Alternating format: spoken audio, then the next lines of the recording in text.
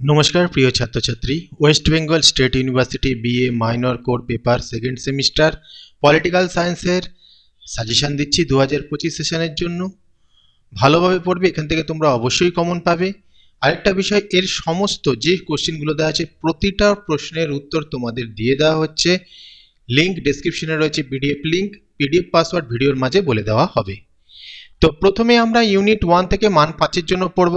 14 নং ধারায় উল্লেখিত সাম্যের নীতি ব্যাখ্যা করো। আইনের দৃষ্টিতে সাম্য বলতে কি বোঝায়? ভারতীয় নাগরিকদের যে কোনো 4টি মৌলিক কর্তব্য উল্লেখ করো। এটা 4টি না 5টি করে দেবে 5 নম্বরের জন্য। রাষ্ট্রের নির্দেশমূলক নীতির তাৎপর্য বিশ্লেষণ করো। আন্তঃরাজ্য পরিষদের উপর একটি টিকা লেখো। ভারতীয় যুক্তরাষ্ট্রের মৌলিক বৈশিষ্ট্যগুলো কি? ভারতীয় সংবিধানকে জীবন্ত দলিল বলা হয় কেন? এর মধ্যে অবশ্যই সবচেয়ে গুরুত্বপূর্ণ 1-এরটা, 2-এরটা, 4-এরটা, 6-এরটা। মান 10-এর জন্য পড়বে ভারতীয় সংবিধানে বর্ণিত সাম্যের অধিকার আলোচনা করো। ভারতীয় সংবিধানে পুরোপুরি যুক্তরাষ্ট্রীয় বা এককেন্দ্রিক নয়, এর সংমিশ্রণ। তুমি কি এই ধারণার সাথে একমত? যুক্তিসহ উত্তর দাও, অথবা ভারতীয় যুক্তরাষ্ট্রের প্রকৃতি আলোচনা করো। পরের প্রশ্ন, ভারতীয় সংবিধান দ্বারা নিশ্চিত মৌলিক অধিকারগুলি সমালোচনামূলকভাবে পরীক্ষা করো বা লেখো, তাদের সীমাবদ্ধতা উল্লেখ করো। যুক্তরাষ্ট্র পরিচালনার নির্দেশমূলক নীতির তাৎপর্য বিশ্লেষণ করে এগুলি কি আদালতের মাধ্যমে বলবৎযোগ্য? ভারতে কেন্দ্র রাজ্য প্রশাসনিক ও আর্থিক সম্পর্কটির মূল্যায়ন করো। পরের হচ্ছে ইউনিট 2 থেকে তোমরা পড়বে মান 5-এর জন্য লোকসভার স্পিকারের কার্যাবলী লেখো।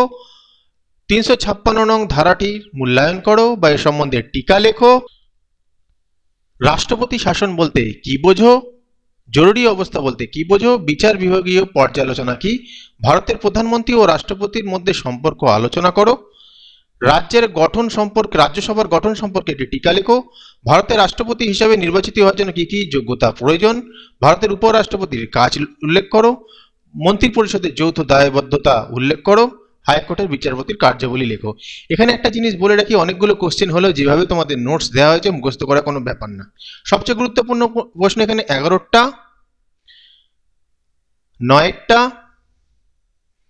7-টা,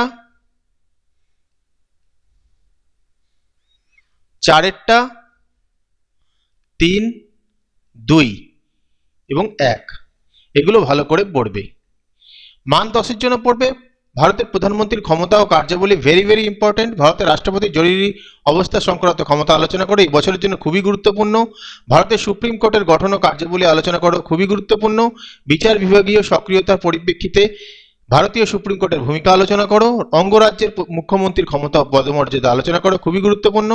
রাজ্যের আইনসভা গঠন ও কার্যাবলী, বিধানসভা ও প্রযোজ্য ক্ষেত্রে বিধান পরিষদ গঠন ও কার্যাবলী আলোচনা করো, খুবই গুরুত্বপূর্ণ। ভারতের রাষ্ট্রপতির ভূমিকা অবস্থান মূল্যায়ন করো, তিনি কি শুধুমাত্র একজন সাংবিধানিক প্রধান? এই হলো তোমাদের সাজেশন। এখান থেকে তোমরা অবশ্যই কমন পাবে। ভালোভাবে পড়ো, এগুলো পড়ো, ফাইনাল আপডেট একটা দিতে পারি।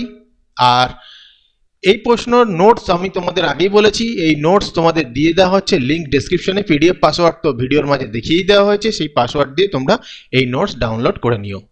ভিডিওটা ভালো লাগলে লাইক কমেন্ট শেয়ার করে দিও। আর তোমাদের যা প্রশ্ন থাকে, স্টাডি ম্যাটেরিয়াল বা সাজেশন লাগে, অবশ্যই আমাকে কমেন্ট করে জানাতে পারো।